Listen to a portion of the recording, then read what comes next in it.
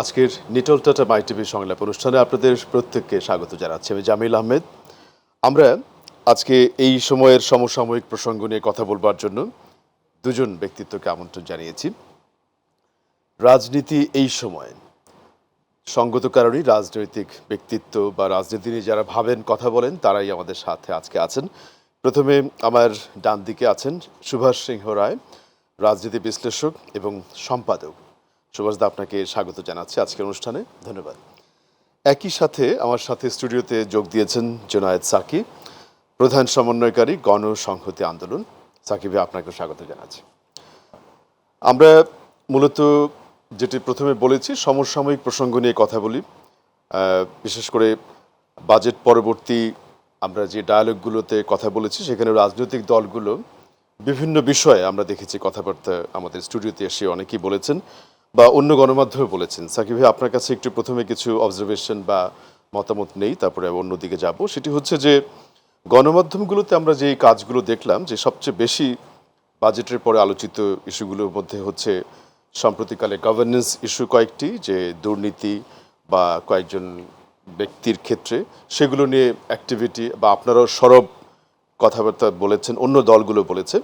তো রাজনীতি এই সময়কালে এসে দেখা যাচ্ছে রাজনৈতিক দলগুলো বেশ সরব ভূমিকা পালন করছে সামগ্রিকভাবে। আপনার কিছু মতামত আমাদের সাথে প্রথমে যদি যোগ করেন। ধন্যবাদ আপনাকে। আমি আমার সহালোচক জনাব সুভাষ সিংহ রায় সহ যারা দেখছেন সবাইকে সালাম এবং শুভেচ্ছা জানাচ্ছি। প্রথম কথা বলতে হবে যে বাংলাদেশের যে রাজনীতি, তার মধ্যে এখন জনগণকে বাইরে ফেলে দেওয়া হয়েছে। রাজনীতি কিংবা রাজনীতির যে মূল বিষয় যেটা হচ্ছে রাজনৈতিক ক্ষমতা, এটা একটা গোষ্ঠীর হাতে কেন্দ্রীভূত হয়েছে। সেই গোষ্ঠীটা পুরো রাষ্ট্র যে ব্যবস্থাটা আছে, তার যে প্রতিষ্ঠানগুলো বিভিন্নভাবে কাজ করে, প্রতিষ্ঠানগুলোর উপর একটা দখল কায়েম করেছে এবং সেই রাষ্ট্র ব্যবস্থাটাকে মানুষের অধিকারগুলো হরণ করে ভোট ছাড়া এবং দমন পীড়নের মধ্য দিয়ে ক্ষমতাটাকে নবায়ন করে যাওয়ার একটা প্রক্রিয়া তারা চালু করেছে।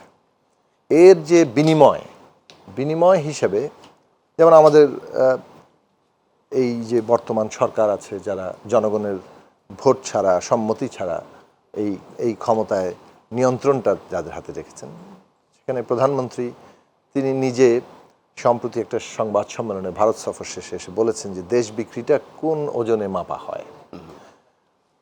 এই ওজন মাপার ব্যাপারটা কিন্তু উনি নিজেও বলেছেন যে সেন্ট মার্টিন লিজ দিয়ে দিলে কিংবা বঙ্গোপসাগরে চুক্তি করলে কিংবা ইত্যাদি করলে আমি ক্ষমতায় থাকতে পারতাম। তার মানে ওজনের কিসের বিনিময়ে কি হয়, এই প্রশ্নটি বিনিময়ের জায়গাটা উনি পরিষ্কার বলেছেন, সেটা হচ্ছে ক্ষমতায় থাকা একটা বিনিময়। সেই বিনিময় কি কি জিনিস দিয়ে দিলে পাওয়া যায়। তো আমাদের এখানে অভ্যন্তরীণ দিক থেকে আমরা দেখতে পাচ্ছি যে রাষ্ট্রের প্রতিষ্ঠানগুলো কিংবা ব্যবস্থাপনা যারা দেখেন, যারা কর্তা ব্যক্তি থাকেন, তারা এইভাবে একটা বিনা ভোটে জনগণের সমস্ত অধিকার হরণ করে জনগণকে রাজনৈতিক প্রক্রিয়া, তার ক্ষমতার বলয় সব থেকে বের করে দিয়ে মাঠের বাইরে ঠেলে দিয়ে এই ক্ষমতাটা তারা টিকিয়ে রেখেছেন। বিনিময় হিসেবে পাচ্ছেন যেটা আমরা সম্প্রতি সেনাবাহিনীর সাবেক প্রধান জেনারেল আজিজ কিংবা পুলিশের সাবেক প্রধান আইজিপি, সাবেক আইজিপি বেনজির আহমেদ কিংবা এনবিআরের কর্মকর্তা মতিউর রহমান, এই ধরনের কর্মকর্তাদের প্রতিদিনই কারো না কারো খবর আমরা দেখতে পাচ্ছি। এখন সরকার ভাব নেওয়ার চেষ্টা করছে যে এটা বোধহয় তারাই একটা বেশ গভর্নেন্স, সুশাসন ইত্যাদি তারা তৈরি করার চেষ্টা করছেন এবং জবাবদিহিতার আওতায় আনছেন। কিন্তু এই পুরো প্রক্রিয়াটাতেই এই ব্যক্তিগুলো তৈরি হয়েছে এবং এই ব্যক্তিগুলো এইভাবে যে তাদের যথেচ্ছাচার করতে পেরেছে, সেটা তাদের ক্ষমতায় করাকালীন সময়ে তেমন কোনো প্রশ্নের মুখোমুখি। এখন যে সমস্ত প্রশ্নের মুখোমুখি, এটা মূলত এখনো পর্যন্ত যতটা না সংবাদ মাধ্যমের খবর, বাস্তবে ততটা আমরা কোনো, কিন্তু সংবাদ মাধ্যম তুলে ধরলো বলেই কি এটি আলোচনায় এসেছে বলে মনে হয় আপনার কাছে? আরো কত ভিতরের কারণ থাকতে পারে, সাডেনলি একটা করে আসার কারণ হতে পারে, বিভিন্ন রকম আন্তর্জাতিক চাপ থাকতে পারে, নিজেদের মধ্যে নানা ধরনের দ্বন্দ্ব সংঘাত তৈরি হতে পারে। কিন্তু পুরো যে এই ব্যবস্থাটা, মানে এটা তো কতিপয় ব্যক্তি না, জেনারেল আজিজ কিংবা বেনজির সাহেব কিংবা মতিউর সাহেব, এরা তো কেউই আসলে কোনো ব্যক্তি না, কেবল এবং এর কোনো বিচ্ছিন্ন ঘটনাও না। এটা একটা রাষ্ট্রের প্রতিষ্ঠানগুলোর মধ্যে যারাই কর্তা ব্যক্তি হিসেবে আছেন তারা এইভাবে নানা ধরনের সুবিধার বিনিময়ে, আমি একেবারে শতভাগ বলছি না, কেউ কেউ হয়তো এখান থেকে নিজ উদ্যোগে বাদে আছেন, কিন্তু আপনি যখন একটা প্রসেসে থাকেন আপনি হয়তো ব্যক্তিগতভাবে কোনো কিছুর ভাগিদার নাও হতে পারেন, সেটা আপনার ব্যক্তিগত রুচি, কিন্তু সাধারণভাবে যারা ক্ষমতার খুঁটিতে আছেন তারা এই বিনিময়টা করছেন, আমরা খুব বিনা ভোটে ক্ষমতায় রাখবো আর আমাদেরকে এইভাবে যথেচ্ছ লুণ্ঠন দুর্নীতি যা ইচ্ছা তাই করা, সম্পদ তৈরি করা, সেগুলো দেশে রাখা অথবা পাচার করা, এই কাজটা করতে পারতে হবে।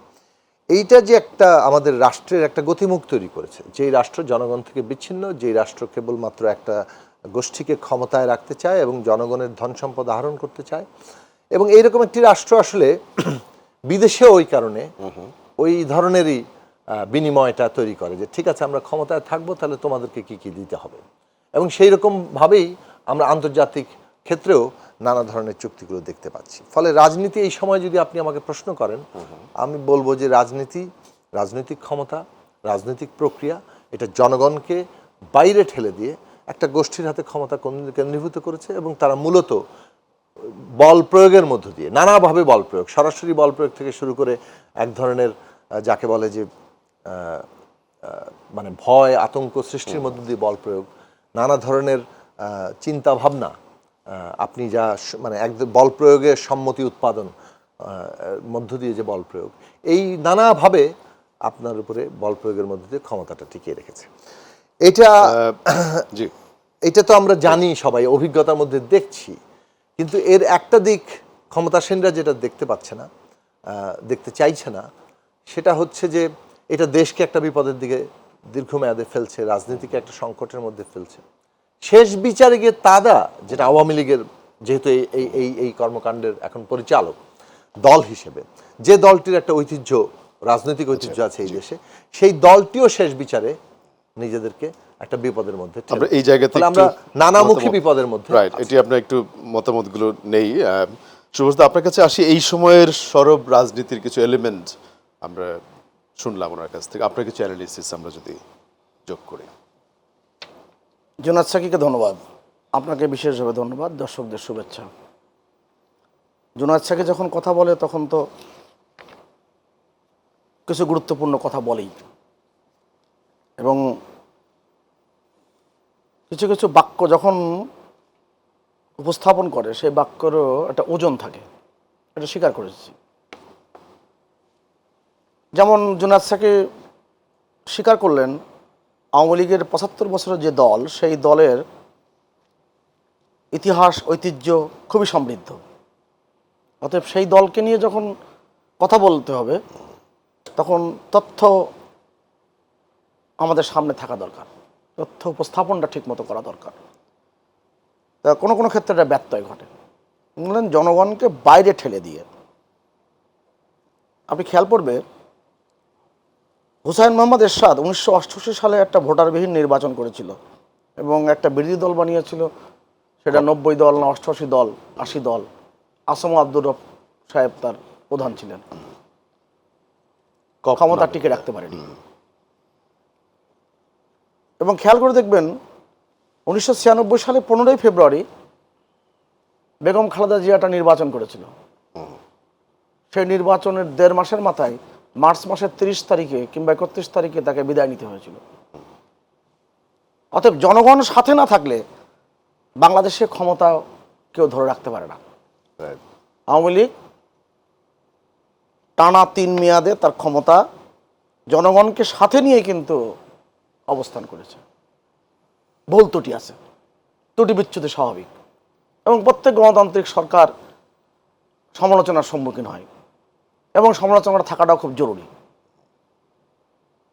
প্রফেসর রেমান সেবরের একটা বিখ্যাত উক্তি আছে, আমি প্রায় বলি, আমার সমালোচক আমার বন্ধু। সমালোচকটা ভুল ত্রুটি ধরিয়ে দেয় এবং সেটা বিবেচনায় নিয়ে সেই সরকার এগিয়ে যায়। আপনি খেয়াল করে দেখুন তো, বিচারপতি আবু সাদাত মোহাম্মদ সায়েম, যিনি জিয়াউর রহমানের সময় রাষ্ট্রপতি ছিলেন, তিনি এক বঙ্গভবন লাস্ট ফেজ নামে একটা বই লিখে গেছেন, একটি মাত্র বই লিখেছেন, তাও ছোট্ট বই, 81 পৃষ্ঠার। সেই বইয়ের এক জায়গায় লিখছেন, The politician used to go to the cantonment for consultations. These I learned while I was yet at Bongo Bhavan. Of course, Aওয়ামী League was not there. Sayem সাহেবও বলছে আওয়ামী লীগ কখনো ষড়যন্ত্রের সাথে যুক্ত হয়নি। এখন আমাদের রাজনীতির যে পথ পরিক্রমা, বাংলাদেশ এমন একটি জায়গায় দাঁড়িয়েছে, এখন সমীহ আদায় করা দেশ।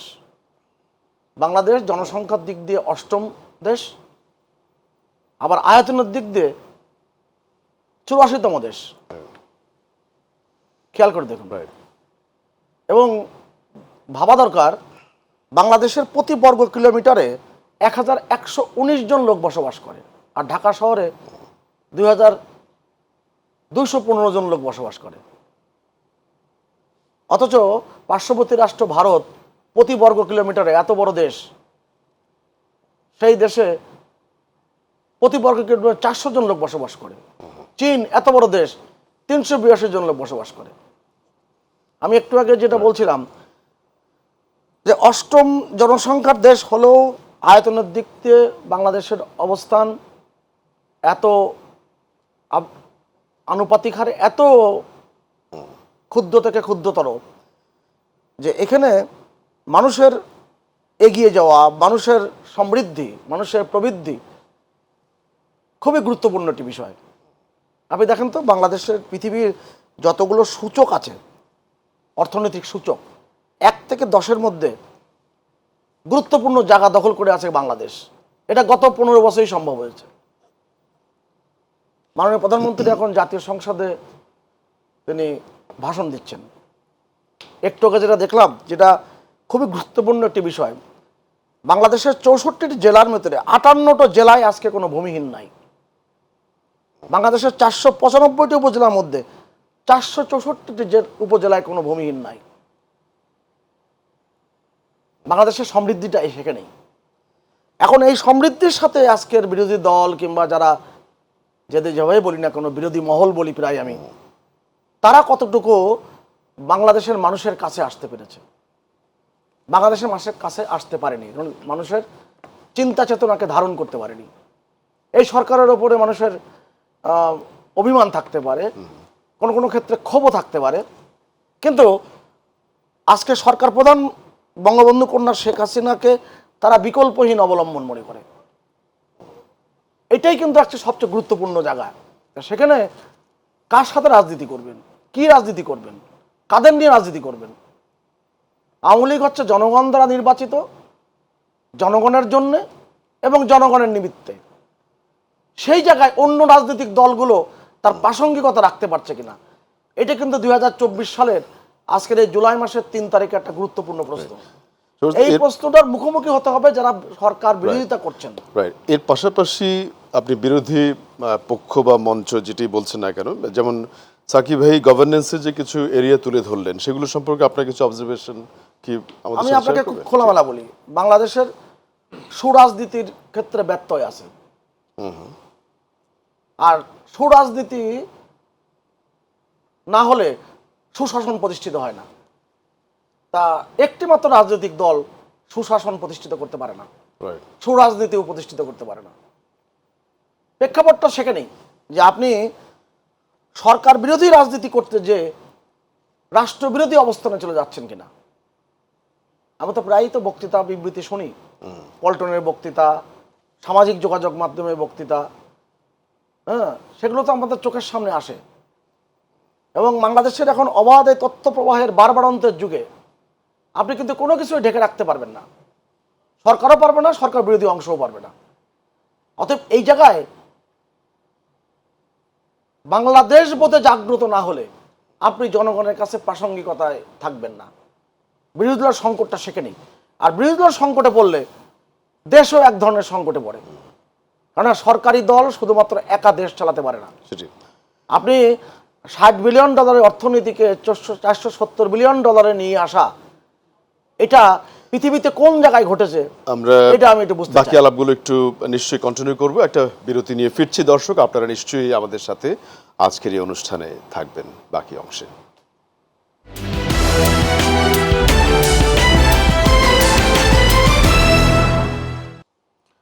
নিটল টাটা মাই টিভি সংলাপে বিরতির পরে আবারও স্বাগত জানাচ্ছি জামিল আহমেদ। আজকে আমাদের সাথে দুজন রাজনীতিবিদ, রাজনীতি সংশ্লিষ্ট ব্যক্তিত্ব আছেন। প্রথমে জুনায়েদ সাকি এবং সুভাষ সিংহ রায়। আমরা আলোচনার শুরুতেই একটি প্রশ্ন আমাদের সাথে ওয়েটিংয়ে আছেন অনেকক্ষণ থেকে। আমার প্রশ্নটি নিয়ে শুরু করতে চাই। কে আছেন আমাদের সাথে, নাম বলুন। জি, আসসালামু আলাইকুম স্যার। জি বলুন। আমি সাধারণ কবির বেগমগঞ্জ নোয়াখালী থেকে।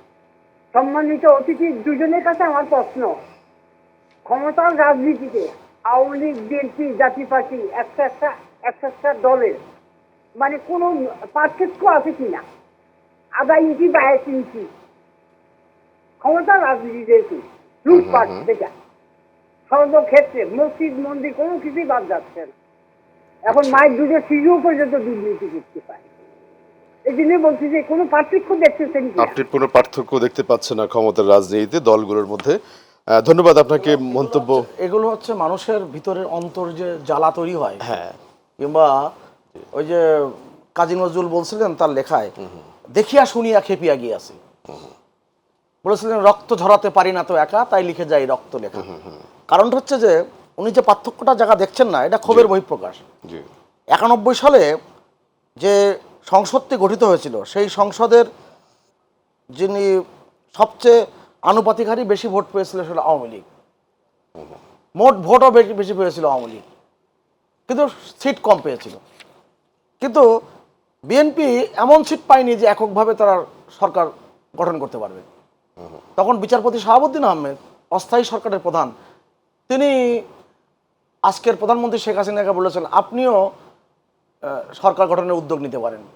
আপনি অঙ্ক কষে দেখুন, আওয়ামী লীগ, জাতীয় পার্টি এবং জামাত ইসলাম, আর যারা স্বতন্ত্র কয়েকজন নির্বাচিত হয়েছিল, ওয়ার্কার্স পার্টি থেকে শুরু করে অনেকে ছিলেন, কমিউনিস্ট পার্টি ছিলেন, সবাইকে মিলে সরকার গঠন করতে পারত, প্রধানমন্ত্রী হতেন শেখ হাসিনা। স্পষ্ট বলে দিয়েছিলেন যে নীতি নৈতিকতার বাইরে যে আমি এইভাবে জোট করে সরকার গঠন করব না। তা এই পার্থক্যটা জায়গাটাই রাখবেন। আমি অনেক লম্বা পার্থক্যের কথা বলতে পারবো। Right right. ভালো একটা রেসপন্স আমরা পেলাম। এটা বোধহয় আমার জি। টার্নে আলোচনা। না প্লিজ, জি। না কিন্তু আমি একটু যদি অনুমতি দেন, বিশেষ করে এই যে প্রথম আলোচনায় আপনি কতগুলো গভর্নেন্স বা দুর্নীতির চিত্র বা নিজের যেই স্টেটমেন্টগুলো বলেছেন, জনগণের সাথে যখন আপনার বাইরে পলিটিক্স ইন্টারাকশন হয়, তাদের কনসার্নগুলো কিভাবে দেখেন, কেমন সেগুলো? না, সেই কথাটা দিয়ে আসতে চাইছিলাম, সেটা আমি কিছুটা আসি সুভাষদার কথার বরাত ধরে। রাইট। তিনি প্রথমে বললেন, এই যে একটু আগে একটা তথ্য দিলেন যে 91 সালে আওয়ামী লীগ সরকার গঠন করতে চায়নি জামাত কিংবা জাতীয় পার্টির সাথে। সেটা তো আসলে আওয়ামী লীগের ভেতরের খবর, আওয়ামী লীগ উদ্যোগ নিয়েছিল কিনা এবং কতটা সেটা সম্ভব ছিল। কিন্তু ওই একই মানে পার্লামেন্টে যখন রাষ্ট্রপতি নির্বাচন হচ্ছিল, সেখানে আওয়ামী লীগের যিনি সমর্থিত প্রার্থী, তিনি কিন্তু জাতীয় পার্টি এবং জামাত ইসলামের যিনি তৎকালীন আমির ছিলেন গোলাম আজম সাহেব, তার কাছে গিয়েছিলেন দোয়া প্রার্থনার জন্য। সুতরাং আওয়ামী লীগ যে আসলে এই সরকার গঠনের উদ্যোগ নেয়নি, এইটা তো যখন রাষ্ট্রপতির মতো তুলনামূলকভাবে, যেহেতু এটার সম্ভাবনাটাও তুলনামূলকভাবে অনেক কম ছিল সেই সময়, সেই রকম একজন প্রার্থী জামাত পর্যন্ত দোয়া নিতে গিয়েছে, তার মানে সমর্থন চাইতে গিয়েছে। সেখানে সরকার গঠনের সুযোগ থাকলে সেটা করতো কিনা, সেই জায়গাটা আমাদেরকে মানে সেটাকে প্রমাণ করে না। আমি এইটুকু শুধু বলতে চাই। আমি ওনার কথায় ফিরে আসি যে উনি বললেন যে বিরোধী দলের লোকেরা রাষ্ট্রবিরোধী পর্যন্ত বক্তব্য রাখছে। বাংলাদেশে এই মুহূর্তে রাষ্ট্রবিরোধিতার জায়গা যদি বলেন, তাহলে সরকারের চাইতে আর বেশি কেউ রাষ্ট্রের বিরোধিতা সরাসরি করছে এমনটা আপনি কোথাও খুঁজে পাবেন না। ওবায়দুল কাদের সাহেব, আওয়ামী লীগের সাধারণ সম্পাদক, সিটিং মিনিস্টার, তিনি বলছেন ভারত সাথে ছিল বলে এরকম একটি নির্বাচন তারা করতে পেরেছেন। মানে যে নির্বাচন তারা নিজেরা বলছেন আমি এবং দামি নির্বাচন, কেননা নির্বাচনে কোনো বিরোধী প্রার্থীরা নাই, ফলে সরকারি দলের নিজের লোকজনকে দামি প্রার্থী হিসেবে দিয়ে প্রতিদ্বন্দ্বিতা সৃষ্টি করতে হচ্ছে, যদিও সেটা দামি থাকে না, কিন্তু এটা তারা নিজেরাই বলেছিলেন বলে এটা একটা দামি নির্বাচন হিসেবে খ্যাতি পেয়েছে। সাবেক পররাষ্ট্রমন্ত্রী আব্দুল মোমেন সাহেব, তিনি ভারতের কর্তা ব্যক্তিদের বলে এসছেন যে আওয়ামী লীগকে ক্ষমতায় রাখার জন্য যা যা করা দরকার ভারতের স্বার্থেই নাকি এটা দরকার। তো এই যে তাদের বক্তব্যগুলো, তারা একটা কোন দেশের মন্ত্রী, কোন দেশের পররাষ্ট্রমন্ত্রী, এটা আমরা আসলে অনেক সময় বুঝতে পারি না। তারপরে ধরুন এই যে রাষ্ট্র ব্যবস্থাটাকে যেভাবে তারা ধ্বংস করছেন, প্রত্যেকটি প্রতিষ্ঠানকে নিজেদের পকেটে ঢুকিয়েছেন এবং তাদের কর্তা ব্যক্তিরা এই প্রতিষ্ঠানকে জনগণের অধিকার হরণে কাজে লাগাচ্ছে, বিনিময়ে তারা লুটপাট করতে পারছেন এবং এই পুরো জিনিসটার সৃষ্টিকর্তা হচ্ছে সরকার এবং এই আওয়ামী লীগ এর বর্তমান দলটি। কাজেই এইভাবে যে রাষ্ট্রীয় প্রতিষ্ঠানগুলোকে ধ্বংস করে ফেলা, ধরুন একজন প্রধান বিচারপতিকে তিনি নিজেই বলেছেন যে তাকে লাঞ্ছিত করে এই দেশ থেকে বাধ্য করা হয়েছে। তো একজন সিটিং চিফ জাস্টিসকে আপনি যখন লাঞ্ছিত করেন, তখন ওই ব্যক্তি কেবল লাঞ্ছিত হন তা না, ওই চেয়ারটি লাঞ্ছিত হয়, বাংলাদেশের পুরো বিচার ব্যবস্থা লাঞ্ছিত হয়ে পড়ে এবং এই কাজগুলো কিন্তু এই সরকারের আমলে হয়েছে। আমি এই যে আর্মি, পুলিশ, বিভিন্ন দেশের পুরো প্রশাসন এবং মিডিয়া সমস্ত কিছুর যে দখল, এই বিষয়গুলোকে ধরেন আর নাই বা বললাম, এই বিষয়গুলোকে আমরা যদি খেয়াল করি দেখেন রাষ্ট্রের বিরুদ্ধে বক্তব্যের ক্ষেত্রে এবং বাংলাদেশের যখন এইরকম একটা বিষয় দাঁড়ায় যে ভারত পাশে ছিল বলে তারা নির্বাচন করতে পেরেছেন এবং তারপর যখন ভারতের সাথে যে তারা চুক্তি করেন, তখন সেই সমস্ত চুক্তিগুলোতে বাংলাদেশের কি কি স্বার্থ রক্ষিত হলো? আমরা চুক্তি অর্থাৎ সমঝোতা স্মারক, এর আগে চুক্তি হয়েছে, বিরোধী দলও কিন্তু সমঝোতা স্মারক কিন্তু আসলে চুক্তিতে যাবে।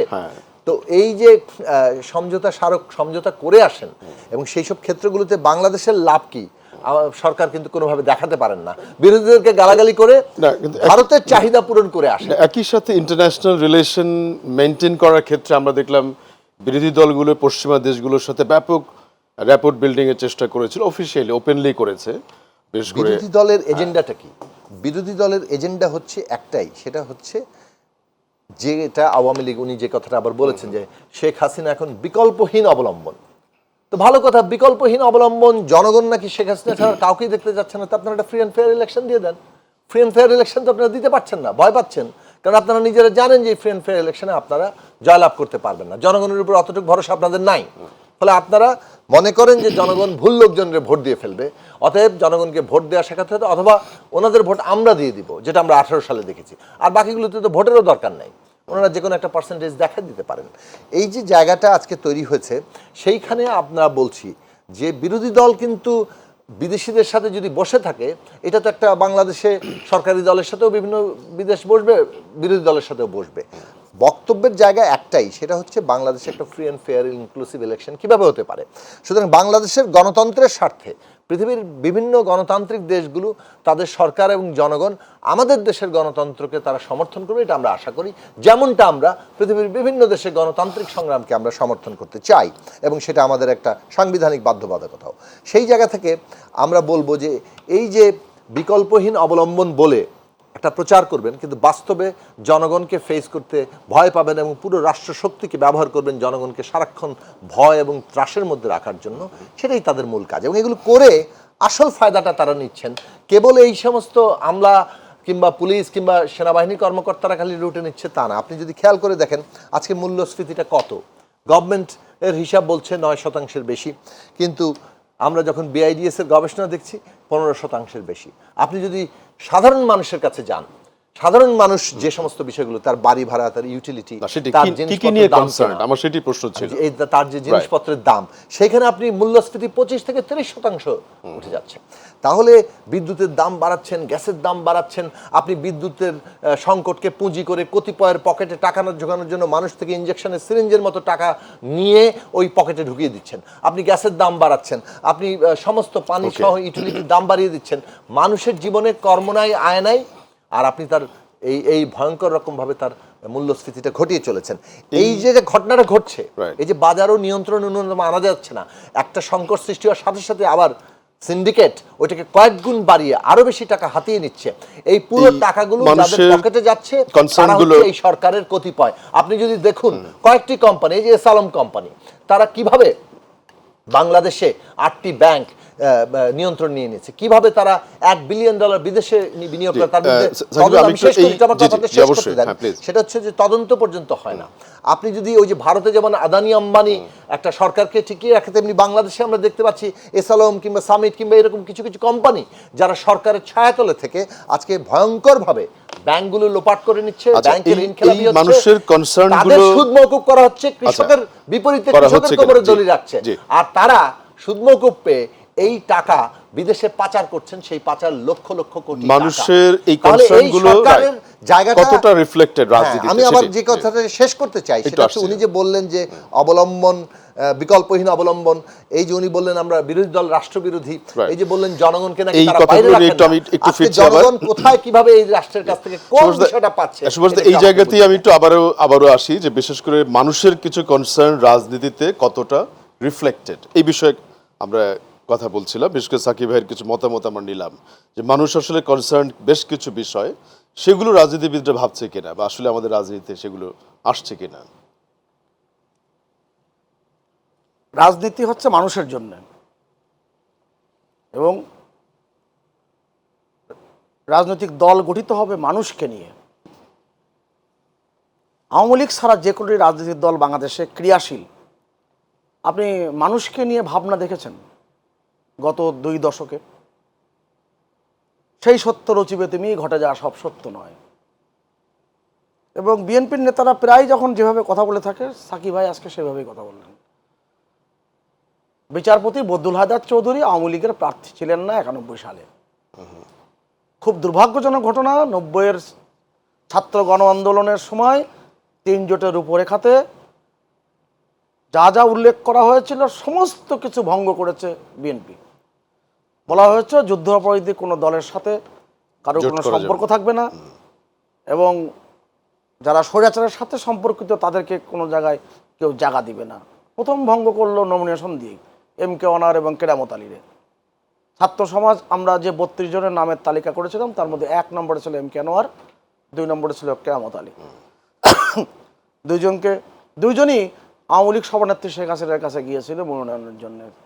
আওয়ামী লীগ সভানেত্রী বলেছিলেন যে ছাত্ররা আমার কাছে এসেছিল, তারা একটা কালো তালিকা দিয়ে গেছে, অতএব সর্বদলীয় আপনাকে ছাত্র আমি ঐক্য মনোনয়ন দিতে পারছি না। খেয়াল করে দেখুন, বিএনপি কাকে রাষ্ট্রপতি পদে মনোনয়ন দিল?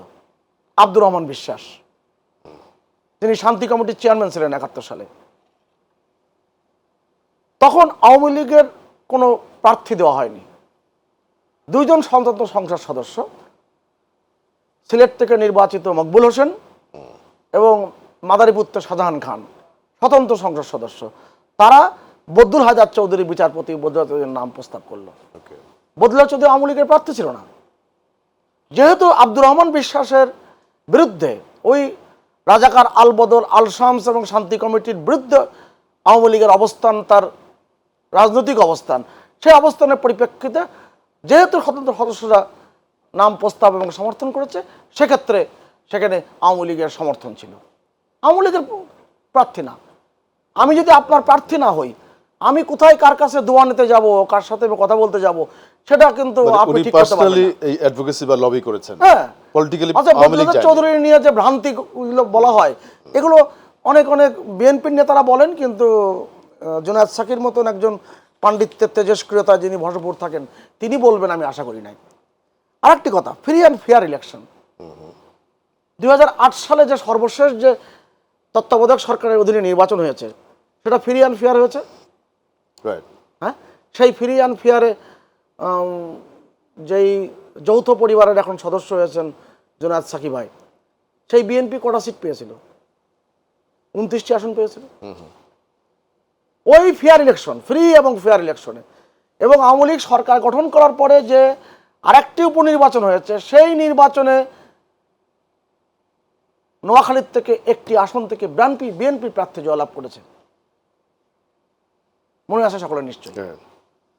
তো এখন কথা বলছেন অবস্থান পরিবর্তন হয়েছে, এগুলো তো লোকে বলতেই পারে। বেগম খালেদা জিয়া বলেছিলেন 30 লক্ষ মানুষ মারা যায় নাই। 71-এর মুক্তিযুদ্ধে 30 লক্ষ শহীদ হয় নাই। ছোট্ট একটা ছেলে, 21 বছরের বয়স তখন, আরিফ হোসেন, সেটা বই লিখলো, 30 লক্ষ শহীদ বাহুল্য না বাস্তবতা। আপনি খেয়াল করে দেখুন, ইঞ্জিনিয়ারিং ইনস্টিটিউটে জাতীয়তাবাদী মুক্তিযোদ্ধা দলের সমাবেশে এই বক্তৃতা দিলেন বেগম খালেদা জিয়া। 2013 সালের 31শে জানুয়ারি ওয়াশিংটন টাইমসে একটি কলাম লিখলেন তার নামে, বলা হলো বাংলাদেশকে সাহায্য দিবেন না। জিএসপি সুবিধা বাতিল করতে বলেছিল, আর পদ্মা সেতুতে বিনিয়োগ করতে বিশ্ব ব্যাংকে অনুরোধ করেছিল। কারা করেছিল না করেছিল এটা এখন সর্বজন বিদিত। মির্জা ফখরুল ইসলাম আলমগীর এ তো ক বছর আগে, 2 বছর আগে কিংবা 1.5 বছর আগে কিংবা কারো কম সময় এ তো বলছে এর তো পাকিস্তানই ভালো ছিল। 91 সালের নির্বাচনে আইএসআই এর তখনকার যিনি প্রধান তিনি স্বীকারোক্তি দিয়েছে পাকিস্তানের সুপ্রিম কোর্টে এফিডেভিট করে যে বেগম খালেদা জিয়া এবং বিএনপিকে 50 কোটি রুপি দিয়েছিল তৎকালীন সময়। আপনি গুগলে সার্চ করেন বেগম খালেদা জিয়া এবং আইএসআই, এটা লিখে সার্চ দিলে দেখবেন সমস্ত রিপোর্ট বেরিয়ে আসবে। অর্থাৎ আমি বলেছিলাম সেটাই, বাংলাদেশ বোধ জাগ্রত হয়েছে কিনা, বাংলাদেশ বোধে রাজনীতি আপনি করছেন কিনা, বাংলাদেশ নিয়ে ভাবনা চিন্তা করছেন কিনা, বাংলাদেশের উন্নয়ন নিয়ে ভাবেন কিনা, সেটাই বলবার চেষ্টা করেছি। আমি অতিরিক্ত কিছু বলি নাই। বিএনপির নেতৃবৃন্দরা জাতীয় পার্টির একসঙ্গে যখন লড়াই করছেন, জুনায়েদ সাকিব ভাই তো আছেন পণ্ডিত হিসেবে, আপনি খেয়াল করে দেখুন তো মানব জমিনে একটা শিরোনাম হয়েছে। এই যে আমাদের জাতীয় পার্টির নেতা তিনি বলছেন বিদেশিদের দিকে তাকিয়ে আছি, তারা সফল হলে আমরা সফল হব। আর ভারতের সাথে চুক্তি এ বলতে গেলে তো অনেক কাহিনী বের হবে। ৭৭ সালে জিয়াউর রহমান যখন 50,000 কিউসিক পানির মধ্যে 45,000 কিউসিক পানি বঙ্গবন্ধু বন্দোবস্ত করে গেছেন, চুক্তি করে গেছেন, সেই চুক্তিকে বলা হয়েছিল কি ধারা অবহিত করা হয়েছিল। ৭৭ সালে যে তিনি 20,000 কিউসিক পানি করেছিলেন, বিএম আব্বাসের বই আছে বাংলাদেশের পানি চুক্তি নিয়ে। এবং সবচেয়ে দুর্ভাগ্যজনক ঘটনা যে 2001 সালে 1 অক্টোবরের নির্বাচনের আগে আগস্ট মাসের 5 তারিখে বিএনপির একটি প্রতিনিধি দল ভারতে গিয়েছিল রিয়াজ রহমানের নেতৃত্বে। বলে এসেছিলেন, যেটা টাইমস অফ ইন্ডিয়াতে সাক্ষাৎকারে এসেছিল, বিএনপি ক্ষমতায় এলে বাংলাদেশ ভারতে গ্যাস রপ্তানি করবে, বাংলাদেশে ভারতের পণ্য উন্মুক্ত করা হবে, সব ট্রানজিট সুবিধা দেওয়া হবে। এবং সবচেয়ে গুরুত্বপূর্ণ যে বিষয়টি, বাংলাদেশকে সন্ত্রাসে অভয়ারণ্য পরিণত করেছিল। এটা শুধুমাত্র ভারত যে অভিযোগ দিয়েছে তা না, মার্কিন পররাষ্ট্র মন্ত্রণালয়ের রিপোর্ট এসেছে এই বিষয়ে বারবার। এগুলো কথাগুলো বলতে গেলে তো অনেক কথাই বলে আসে। এই বিরোধী দলের সঙ্গে থাকে কিনা তারাই বিচার করবে। আমরা ফিরে আসছি এবং সর্বশেষ বিরতির পরে আমরা দুজনের কাছ থেকে ক্লোজিং কিছু রিমার্কস শুনবো। দর্শক, আশা করছি আপনারাও আমাদের সাথেই থাকবেন।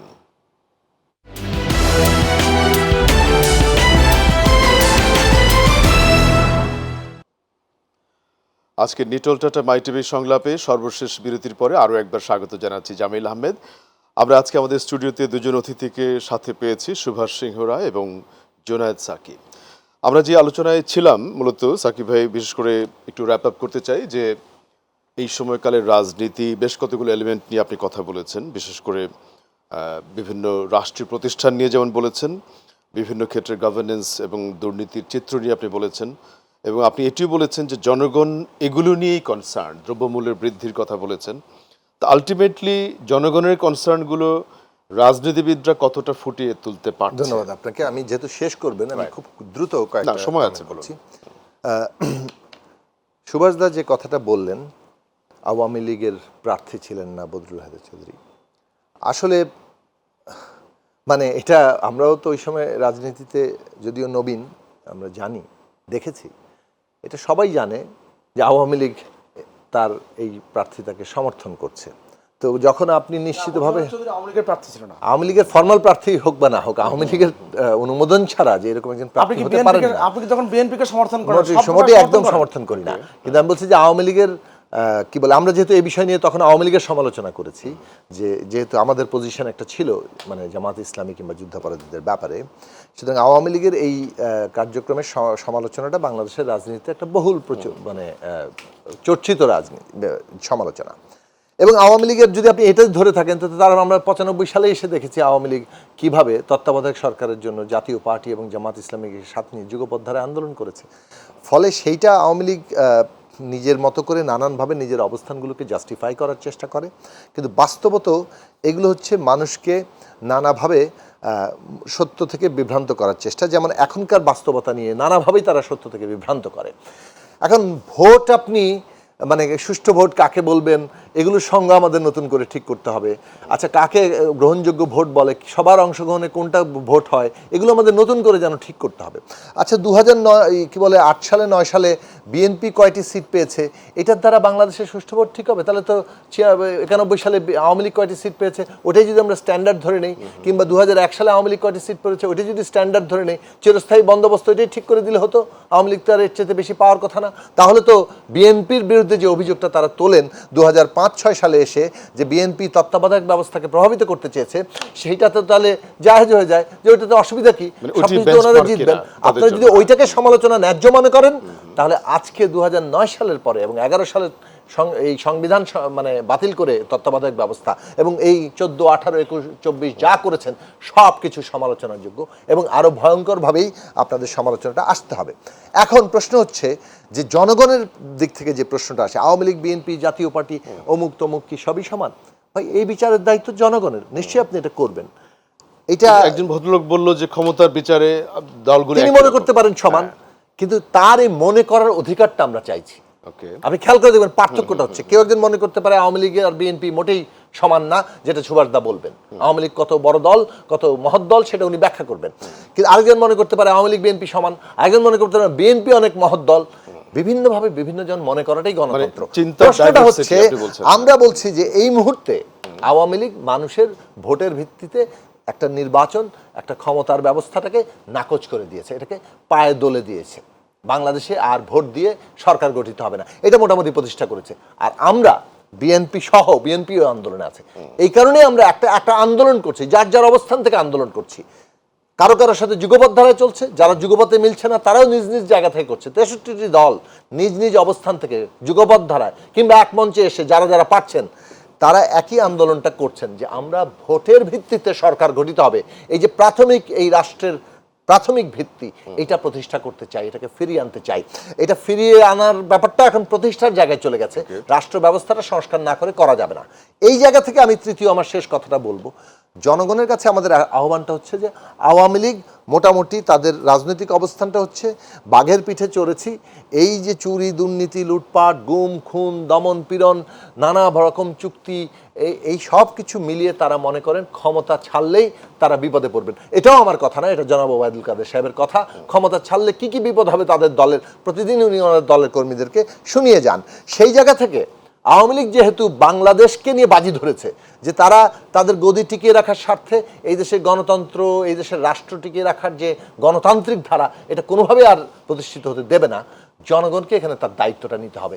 আজকে আমাদের জীবনে নাভিশ্বাস উঠছে, এই জায়গাতে গণতান্ত্রিক শক্তি কিভাবে শক্তিশালী হতে পারে, জনগণ ঐক্যবদ্ধভাবে আন্দোলন করতে পারে। আমরা, তারা ভয় দেখাচ্ছে, সরকার ভয় দেখাচ্ছে, স্যাবোটাজ করছে, অন্তর্ঘাত তৈরি করে আন্দোলনকারীদের উপর মানে দায় চাপিয়ে তাদের উপর ব্যাপক দমনপীড়ন করছে। এই সমস্ত কৌশল তারা অবলম্বন করে চলেছে। এগুলো রাষ্ট্র আগেও করেছে, কিন্তু এখন যেভাবে যত দক্ষতার সাথে করছে, যে মাত্রা রাষ্ট্রের দমনপীড়নের ক্ষমতা বেড়েছে, ভয় সৃষ্টির ক্ষমতা বেড়েছে, গুম খুন করে ত্রাসের রাজত্ব কায়েম করার ক্ষমতা বেড়েছে, এইটাকে মানুষ হয়তো কিছুটা পিছিয়ে আছেন, কিন্তু জনগণের প্রতি আমাদের আহ্বান হবে ভয়টা যাতে কার্যকর না হয়। রাষ্ট্রকে আমরা তখনই মোকাবেলা করতে পারবো, এই সরকারকে আমরা তখনই মোকাবেলা করতে পারবো যখন জনগণের মধ্যে তাদের এই ভয় সৃষ্টির চেষ্টাটা বিফলে করে দিতে আমরা পারি। মানুষ যদি রাজপথে নামে, আজকে যেমন ছাত্ররা নেমেছে, কোটা সংস্কার তারা আন্দোলন করেছিল, এই প্রধানমন্ত্রী এই সরকারি কোটা ব্যবস্থা বাতিল করেছে, তখন তারা সংস্কারের দাবি করেছিল, পরিষ্কারভাবে আন্দোলনটাই ছিল কোটা সংস্কার, প্রধানমন্ত্রী একচোটে বাতিল করে দিলেন। আবার একটা পরিপত্র হাইকোর্টের অর্ডারের বরাত দিয়ে তারা এখন ওইটাকে আবার পুরো আগের মতো জায়গায় নিয়ে চলে গেলেন। এই যে খেলা মানুষকে নিয়ে, মানুষের অধিকার নিয়ে খেলা, মানুষের সাথে কোনো কনসালটেশন নেই। আমরা বারবার বলেছি যে বাংলাদেশে এমন অনেকগুলো জনগোষ্ঠী আছে যাদের জন্য একটা নির্দিষ্ট মাত্রায় কোটা দরকার। কোটাকে রেশনালাইজ করা দরকার, সেটা তারা তখন করলেন না। রাগ দেখিয়ে তারা পুরোটা বাতিল করলেন, এখন আবার তারা পুরোটা ফেরত আনলেন। এই যে মানুষের প্রতি তাচ্ছিল্য, অপমান, এইটা তারা করছেন। ছাত্র আজকে আন্দোলন করছে, কিন্তু সেই আন্দোলনের স্পেস নেই। আমরা নিশ্চিতভাবে জানি অচিরেই আবার একে ভয় দেখানো হবে। ওই সময় যেমন হেলমেট বাহিনী ঝাঁপিয়ে পড়েছিল, কিংবা আমাদের নিরাপদ সড়কের জন্য কিশোররা যখন নেমেছে তাদের উপর যেমন হেলমেট বাহিনী ঝাঁপিয়ে পড়েছিল, এখানে হয়তো হেলমেট বাহিনী ঝাঁপিয়ে পড়বে। কিন্তু মানুষের আন্দোলনটা আজকে ওই জায়গায় আমাদের তরুণদের মধ্যে জাগরণটা আসতে হবে যে এই ভয়টা যদি আমরা ভেঙে দিতে পারি, সরকারের পায়ের তলায় মাটি নেই, যেই সরকারের ন্যূনতম আর কোনো নৈতিক জায়গা নেই। দেশের প্রধান প্রতিষ্ঠানগুলো, সেনাবাহিনীদের মতো প্রতিষ্ঠান, আজকে জেনারেল আজিজের মতো লোক কিংবা বেনজির আহমেদের মতো লোক, এরা সরকারের সাথে অবিচ্ছিন্ন, এরা সরকার থেকেও বিচ্ছিন্ন, এরাই সরকারকে টিকিয়ে রেখেছে। 18 সালের পর জেনারেল আজিজ বলেছিলেন এর চাইতে ভালো নির্বাচন নাকি তিনি তার জীবনে দেখেন নাই। বেনজির সাহেব কিভাবে র্যাবের চিফ থেকে শুরু করে, ঢাকা পুলিশ কমিশনার থেকে শুরু করে, র্যাবের চিফ থেকে শুরু করে আইজিবি পর্যন্ত কিভাবে দাপটের সাথে দর্দণ্ড প্রতাপ সৃষ্টি করে এই সরকারকে ক্ষমতায় টিকে রেখেছেন 14-18-তে, আমরা সবাই দেখেছি।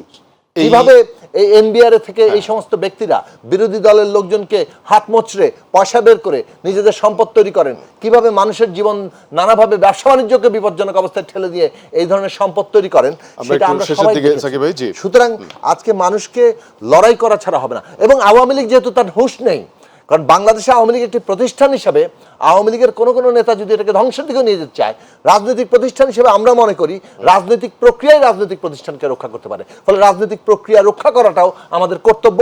আওয়ামী লীগের সাধারণ সমর্থকদের আমরা বলি, বাংলাদেশ গণতন্ত্রের পথে না হাঁটলে আওয়ামী লীগও ভয়ঙ্কর একটা বিপর্যয়ের মুখে পড়বে। এই জায়গাতে সুভাষদা, আপনার কিছু বক্তব্য, তথ্যপত্র আপনি বলুন, সমস্যা না, কতক্ষণ আপনি তো বলতে দিলেই হবে না, কারণ বলার তো সময়ের সীমাবদ্ধতা আছে। না, বলতে পারবেন। আমি দাপটের সাথে যে কথাগুলো জুনায়েদ সাকি স্বভাবসুলভ ভঙ্গিতে বলেন, এখনও তাই দেখলাম।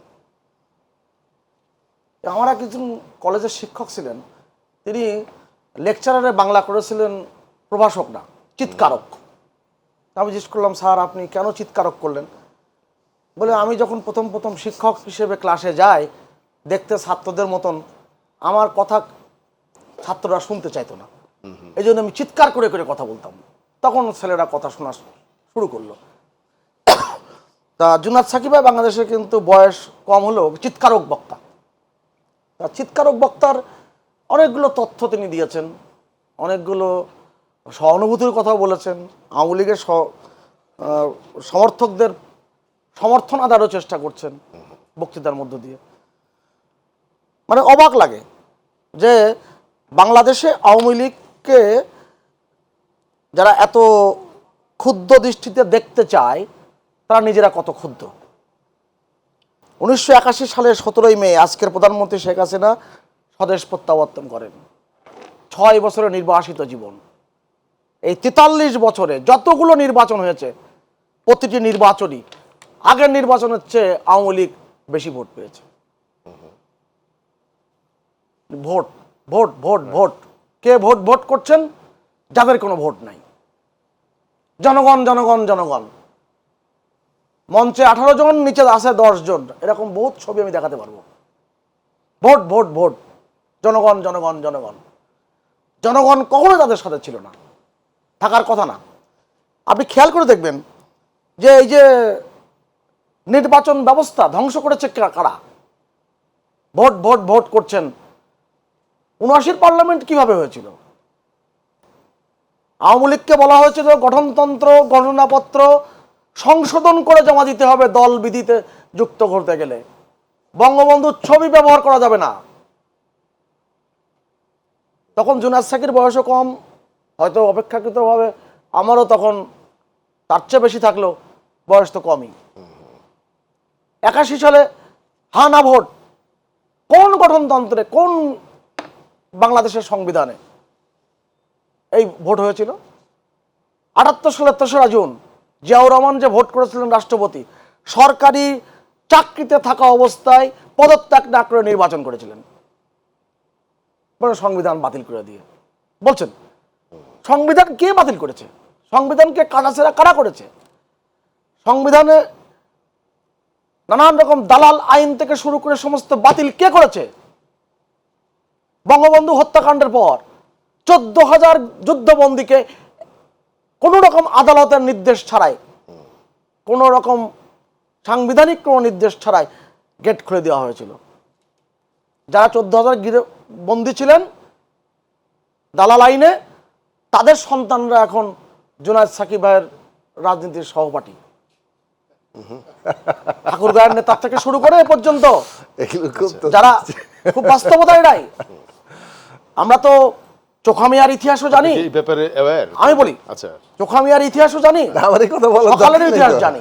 মানুষ যারা দেখছে তারা যখন জানে বলছে যুদ্ধ, যারা কি যুগপৎ আন্দোলন করেছে জামাত ইসলামের সাথে, সংসদের বিরোধী দলের নেতা মানেই হচ্ছে সবকটি বিরোধী দলে যারা সদস্য থাকেন, সেখানে সালাউদ্দিন কাদের চুরো ছিল, নিজামীও ছিল, জাতীয় পার্টির লিডার ছিল। যখন সংসদ থেকে পদত্যাগ সিদ্ধান্ত হয় তখন সবাই মিলে পদত্যাগ করেছে। এখানে আপনি যুগপৎ আন্দোলনের কোনো হিসাব কোথায় দেখলেন? তত্ত্বাবধায়ক সরকারের ধারণাকে প্রতিষ্ঠিত করেছে বাংলাদেশ আওয়ামী লীগ, এবং কথা ছিল 3 জোটের রূপরেখায় স্পষ্ট লেখা ছিল পরপর 3টি নির্বাচন তত্ত্বাবধায়ক সরকারের অধীনে হইবে। 91 সালে যারা ক্ষমতায় গিয়েছিলেন বিএনপি, তারা কি এটা প্রতিষ্ঠিত করেছিলেন, সংবিধানে যুক্ত করেছিলেন? হ্যাঁ, তত্ত্বাবধায়ক সরকারের নির্বাচন বাংলাদেশে হয়েছে, 3 বারই হয়েছে। 91 সালে ছিল অস্থায়ী সরকারের অধীনে, 96 হয়েছে, 2001 হয়েছে, 2008 হয়েছে। এবং সবচেয়ে দুর্ভাগ্যজনক ঘটনা, যারা জনগণের কাছে কখনো যেতে পারে না, জনগণ নিয়ে ভাবনা চিন্তা করে না, তারাই বলে জনগণ জনগণ জনগণ, তারাই বলে ভোট ভোট ভোট। এবং সেই কানু সন্ধানদের আন্দোলনের কথা আমাদের মনে পড়ে যায়। এবং যারা এই সন্ত্রাসী কর্মকাণ্ড করে যুব সমাজকে ধ্বংস করেছিল, তাদের ধারাবাহিকতা এখনো তো দেখি। শেষের দিকে সুব্রত জি, অতএব এই যে বাংলাদেশের মানুষের যে এগিয়ে যাওয়া, সেই এগিয়ে যাওয়া সবসময় সম্ভব হয়েছে যখন আওয়ামী লীগ ক্ষমতায় এসেছে। 75 বছরের ইতিহাসে আপনি যদি একটা একটা করে বিশ্লেষণ করার সময় দেন, আমি পুরোটাই বিশ্লেষণ করে বলতে পারবো যে কোথায় কোথায় আওয়ামী লীগের নেতৃত্বে বাংলাদেশের জনগণের দাবি প্রতিষ্ঠিত হয়েছে। জনগণ কোথায় ওদের সাথে, কবে ছিল, কোন কালে ছিল? আপনি কোন নির্বাচন করেছেন? লাস্ট মিনিট কোন আপনি 2001 সালে কোন নির্বাচন করেছেন? জি, আচ্ছা, কোন অবস্থায় হয়েছে? সেই নির্বাচনে আওয়ামী লীগ অংশগ্রহণ করেনি। 79 সালে পার্লামেন্টে আওয়ামী লীগ অংশগ্রহণ করেনি, 39টি আসন পেয়েছে। পার্লামেন্টকে কিভাবে প্রাণবন্ত করা যায় আওয়ামী লীগ তা দেখিয়েছে। অতএব জনগণের সাথে যদি আপনি না থাকেন, আর জনগণের কথা যদি না বলেন, জনগণের জন্য যদি আপনি কাজ না করেন, আমি বলেছি 58টি জেলায় বাংলাদেশে কোনো এখন ভূমিহীন নাই, এই আজকে ঘরহীন জায়গাতেই পার্টি হিসেবে এই যে আওয়ামী লীগের সাথে অর্জন নিয়ে ভাবতে হবে। যে ভোট এবং জনগণের বিচ্যুতি অবস্থান, আছে, এটি সম্পর্কে বললাম। ব্যত্যয় আছে, একটু লাস্ট মিনিট ভুল আছে, সাপ্লিমেন্ট, ত্রুটি আছে। একটু সময় আছে, লাস্ট মিনিট আপনি যদি কিছু যোগ বিয়োগ করতে চান। না, আওয়ামী লীগের এক রাজনৈতিক ঐতিহ্য যে আছে ফ্রেমিং এটা তো আমি করেছেন উনি, সবসময় জি, বলেছি। এবং বিশেষভাবে ধরেন 1971 সাল পর্যন্ত এই দলটির যে ভূমিকা, মৌলানা ভাসানী প্রতিষ্ঠাতা হিসেবে যে ভূমিকা রেখেছেন, সারওয়ার্দী সাহেবের যে ভূমিকা, তার নানান সমালোচনা থাকলেও শেখ মুজিবুর রহমান এই দলের নেতৃত্ব দিতে গিয়ে বাংলাদেশের প্রধান জাতীয় নেতা হয়েছেন, বঙ্গবন্ধু উপাধি পেয়েছেন। কিন্তু বাংলাদেশ পরিগঠনের পরে আওয়ামী লীগের যে ভূমিকা দরকার ছিল নেতৃত্বকারী দল হিসেবে একটা গণতান্ত্রিক বাংলাদেশের যাত্রা করা, সেটা শুরু থেকে হোঁচট খেয়েছে। কারণ সংবিধানটার ক্ষমতা কাঠামো এমনভাবে হয়েছে যেটা গণতন্ত্রের সাথে যায় না। যিনি ক্ষমতায় থাকবেন তার জবাবদিহিতাহীন জায়গা তৈরি হয়েছে।